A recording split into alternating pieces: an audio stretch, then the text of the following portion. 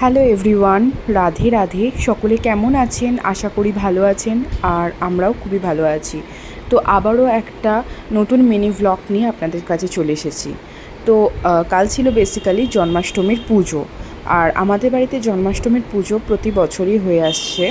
মানে আমি শ্বশুরবাড়িতে আসার পর থেকে তো সেটাই দেখে আসছি, আর শ্বশুরবাড়ি আসার আগেও মানে যখন আমার সমস্ত কিছু বিয়ে টিয়ে ঠিক হয়ে গিয়েছিলো, আমার আশীর্বাদ হয়েছিল আমার বিয়ের 3 বছর আগে, তো তখন থেকেই আমি দেখে আসছি। মোট কথা, আমার বাপের বাড়িতে জন্মাষ্টমীর পুজো হয় না, কখনোই আমি এই জন্য কিছু দেখিনি।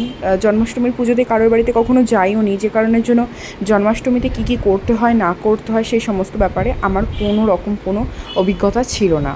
পুরোটাই আমার এ বাড়িতে এসে দেখা, কিন্তু তাও যদি আমাকে সম্পূর্ণ দায়িত্ব একাকে দেওয়া হয়, আমি ঠিকমতো হয়তো গুছিয়ে সেটা করতে পারবো না। তো যাই হোক, এখানে ছোটো ভাইকে দায়িত্ব দেওয়া হয় প্রত্যেক বছর ঠাকুরগুলোকে ভালোভাবে তাদের স্নান টান করিয়ে পরিষ্কার করিয়ে, মানে মোট কথায় যাকে বাংলা ভাষায় একেবারে বলা হয় শ্রীকৃষ্ণের অঙ্গরাগ। তো এই কাজটা বেসিক্যালি ছোটো ভাই করে। আর সত্যি কথা বলি কি, সংসারী মানুষদের তো অত টাইম থাকে না যে ধৈর্য ধরে এই অঙ্গরাগ বিষয়টা পুরোপুরি দাঁড়িয়ে দেখার। তো সেই কারণের জন্য যতটা পসিবল হয়েছে ততটা ক্লিপই আমি আপনাদের সাথে শেয়ার করার চেষ্টা করেছি।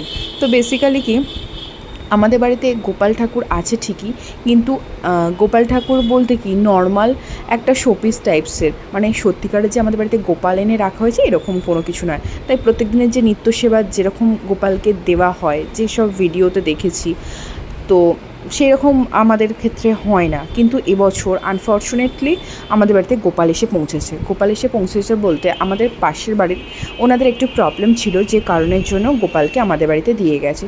তো যে কারণের জন্য সেই দায়িত্বটা ছোটো ভাই ভালোভাবেই নিয়ে নিয়েছে। তো যাই হোক, সমস্ত ঠাকুরদের মানে স্নান টান সমস্ত কিছু কমপ্লিট করে এবার তাদের একটু মানে চন্দন ফন্দন যা কিছু পরানোর থাকে, তো সেই সমস্ত কিছু পরিয়ে এবার জন্মাষ্টমীর জন্য ছোটো ভাই যে ড্রেসগুলো কিনে এনেছে সেই সমস্ত পরিয়ে সাজিয়ে দিয়েছে। তো দেখো আমাদের বাড়ির ঠাকুরগুলোকে কত সুন্দর দেখতে লাগছে।